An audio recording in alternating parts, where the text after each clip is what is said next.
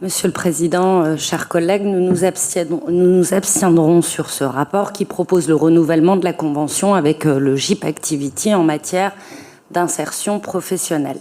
La lutte contre l'exclusion socio-professionnelle ainsi que le soutien aux allocataires du RSA pour accéder notamment à des formations de qualité, à des conditions d'emploi dignes et durables sont des préoccupations fortes de notre groupe.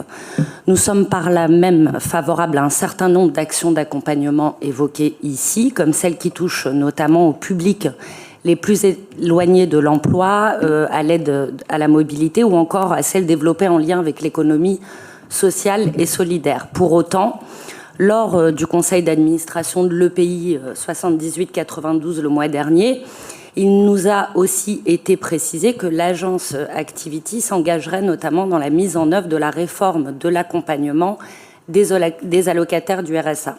Nous l'avons déjà dit, nous sommes en opposition totale à cette réforme décidée l'an dernier et plus largement en opposition avec la loi dite pour le plein emploi, fort mal nommée et qui fut d'ailleurs soutenue par les parlementaires de droite.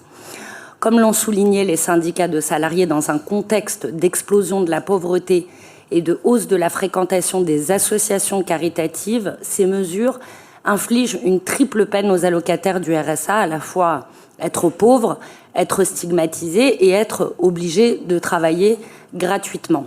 Ceci alors même que 34% des foyers éligibles au RSA n'ont pas recours à ce droit et que ce sont bien davantage les politiques de libéralisation du marché de l'emploi et de destruction des services publics qui sont à mettre en cause dans les difficultés d'accès à l'emploi aujourd'hui. Rappelons en outre que 11% des allocataires du RSA ont plus de 60 ans, un phénomène qui va encore s'aggraver avec la réforme des retraites imposée l'an dernier.